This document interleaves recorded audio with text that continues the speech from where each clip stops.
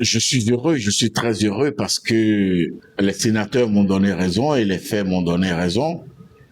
Sur plusieurs plateaux de télévision, notamment deux principalement, Esaïe TV et Martin Libre, qui sont vos confrères, j'ai sorti exactement ces deux noms. J'ai sorti le nom du président Patrice Talon et j'ai sorti le nom du président Louis Vlavonou. Et mes explications sont celles-ci. Patrice Talon était le président de l'exécutif au moment donc de la prise de cette loi qui a instauré le Sénat. C'est son génie qui était en activité. Et ce génie a été accompagné par les partis politiques qui sont avec lui, qui le soutiennent.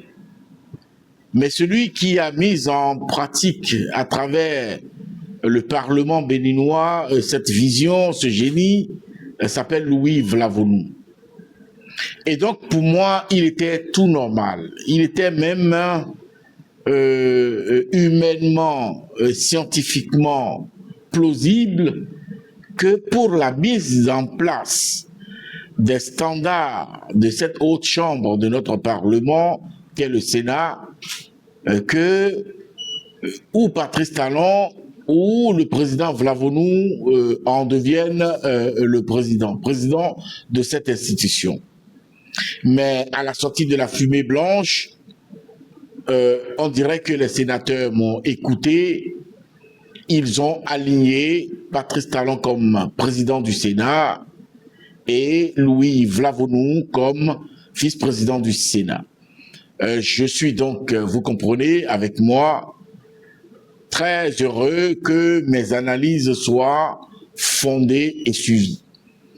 Ceci dit, je crois que l'institution Sénat représente une instance hautement politique qui incarne la force de la République. Et donc, les Béninoises et les Béninois attendront beaucoup de cette institution.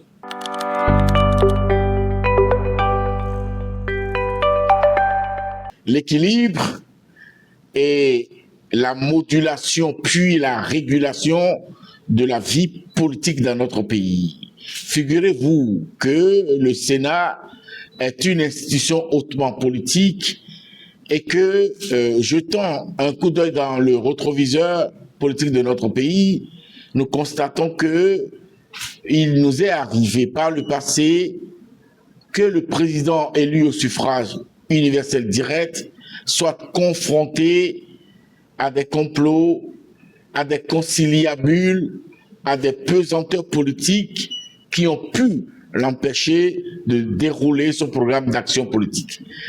Nous avons le cas exceptionnel du président Nicéphore Dieudonné Soglo. Nous étions à la sortie de la conférence nationale des forces vives de la nation.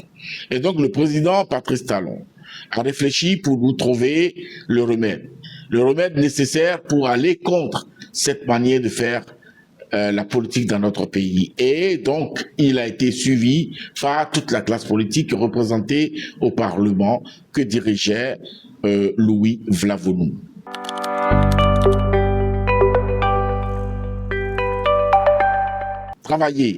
Travailler à la cohésion nationale, travailler à l'épanouissement politique des acteurs politiques et de tous les citoyens, travailler à conforter l'unicité de notre pays, travailler à ce que la chose politique ne vienne pas devenir un frein pour le développement dans notre pays. À partir de ce moment, cette institution a du boulot et le job, il faut le faire.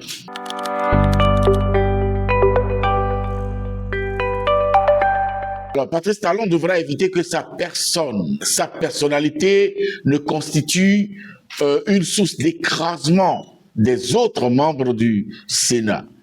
Il doit pouvoir travailler étroitement avec l'effacement de sa personne et de sa personnalité et mettre au devant l'intérêt général de la République, mettre au devant l'institution qu'il incarne désormais et mettre devant le Bénin qui nous appartient à nous tous.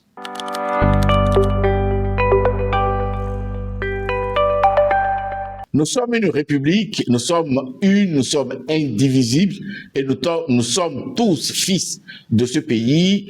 Je crois qu'il faut faire les choses en leur temps, il faut faire les choses en fonction de notre disponibilité, il faut faire les choses dans le dialogue, il faut faire les choses dans le respect de nos institutions, il faut faire les choses en respectant les principes démocratiques, notamment la séparation des pouvoirs. Faut pas regarder la personne de Patrice Talon comme frein au bon fonctionnement des institutions de la République. La justice est à part.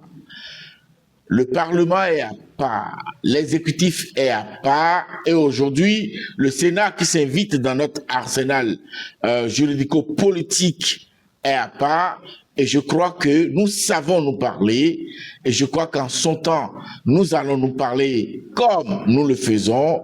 Nous allons continuer donc de trouver des solutions à nos problèmes, et je crois que ces questions-là seront évaluées à l'aune, n'est-ce pas, de la disponibilité de la République à regarder les bons fonctionnements des institutions et puis des attentes des Béninoises et des Béninois.